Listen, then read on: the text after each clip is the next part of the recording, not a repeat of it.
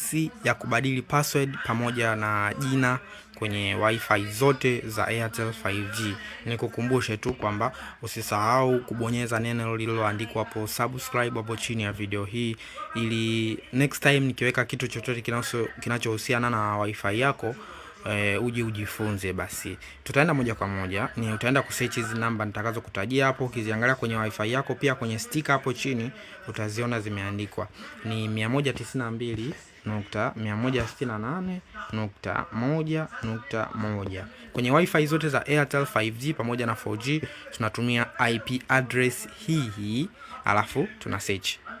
Tukisha search itafunguka kama hivi. Hivi vyote unaachana navyo. Acha kudili nacho hapa ni hii sehemu iliyoandikwa login. Sawa? Hapa watakwambia uweke username pamoja na password. Sasa kwenye username hapa, wifi zote za Airtel zinatumia username moja, ni admin pamoja na password. Pia unaweza kubonyeza hapo kwenye hicho kijicho ili uwe unaandika unachokiona. Unabonyeza, unaandika hapo ni admin pia. Sawa? Alafu ukishamaliza hapo una log in. Sawa? Ukisha log in inafunguka kwa mfumo wa namna hii hapa. Unachotakiwa kudili nacho ni huku kulikoandikwa Airtel huku.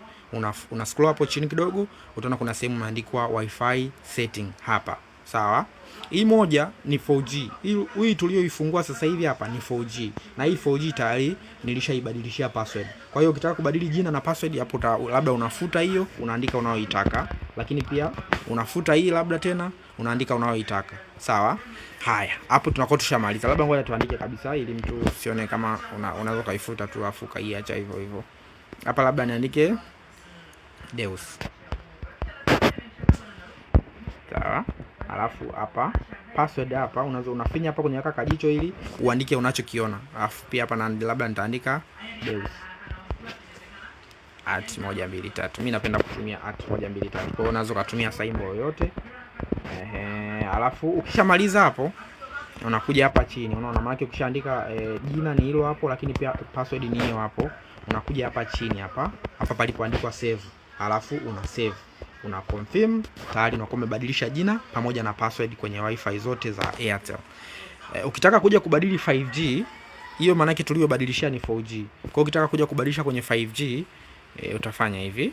Utascroll hapa chini. Kuna hapa pamepoandikwa huku kulikoandikwa Airtel juu huku kumeandikwa 5G wifi setting. Hapa unabonyeza hapo, utalikuta jina liko hivyo. Sawa? Labda mimi nitaifuta hii hapo kwenye underscore 5G, na mara nyingi napenda kuacha hivyo hivyo ili kuzitofautisha ile 4G na hii 5G. Deus underscore 5G. Alafu nikitaka kuiona hii password iliyopo hapa, maana yake nitaminya hapo, alafu itafunguka kama hivyo. Kwa nitafuta hiyo hapo, nitaandika. Kama ukitaka kufananisha password ziwe zinafanana pia inawezekana, au kama ukitaka kutofautisha pia inawezekana. Zinakuwa ni wifi mbili tofauti.